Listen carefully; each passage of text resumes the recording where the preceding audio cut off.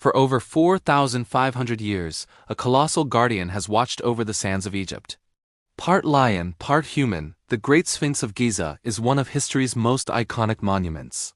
It has survived the rise and fall of empires, the shifting of desert sands, and the relentless march of time. But for all its enduring power, one glaring mystery remains etched upon its face. Where's the nose of the Great Sphinx?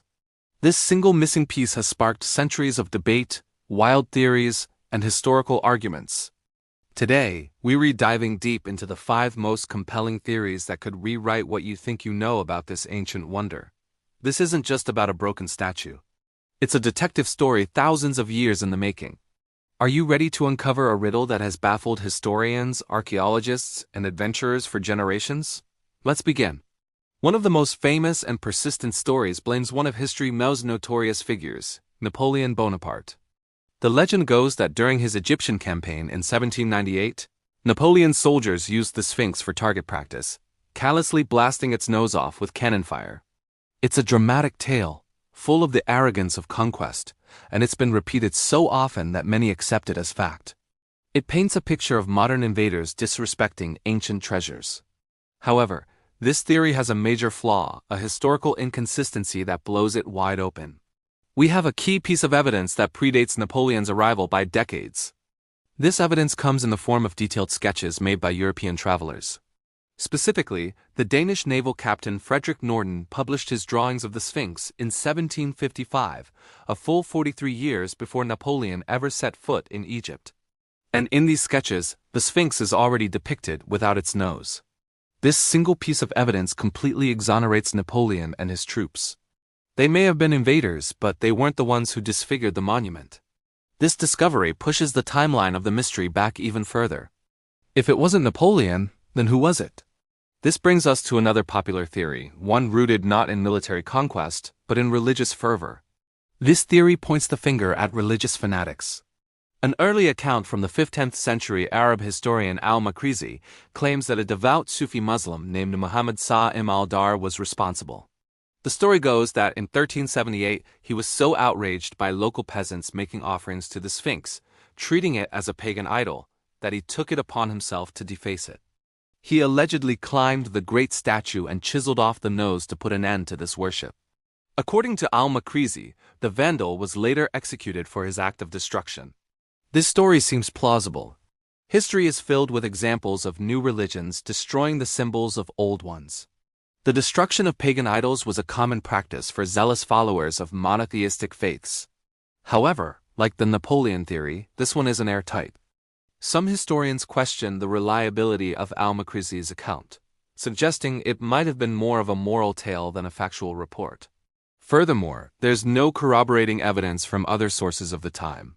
Was this a real act of fanaticism, or just a story told to explain the damage? The mystery deepens, and it leads us to a much more symbolic and sinister possibility. Let's explore a theory that delves into the very beliefs of the ancient Egyptians themselves. In ancient Egyptian iconography, the nose was far more than just a facial feature. It was a symbol of life, power, and the very act of breathing. Statues of pharaohs and gods weren't just stone carvings. They were believed to be vessels that could contain the spirit or essence of the being they represented. The ritual of the opening of the mouth was performed on statues to allow them to see, hear, and breathe, to become alive. Therefore, destroying the nose was not simply an act of vandalism. It was an act of symbolic murder. By breaking the nose, you were cutting off the statue's breath, its life force. You were ritually killing it, ensuring its spirit could no longer inhabit the stone. This practice, known as iconoclasm, was a powerful political and religious tool. A new pharaoh might deface the statues of a predecessor to erase their legacy. Enemies might do it to neutralize the power of a protective deity. Could the Sphinx's nose have been a casualty of such an act? Perhaps a rival pharaoh, or a later conqueror who understood Egyptian beliefs, deliberately destroyed it to neutralize its immense spiritual power. This theory suggests the damage wasn't random, but a calculated and deeply meaningful act of desecration. It transforms the missing nose from a simple piece of broken stone into the scar of an ancient power struggle. But this still leaves one crucial question unanswered.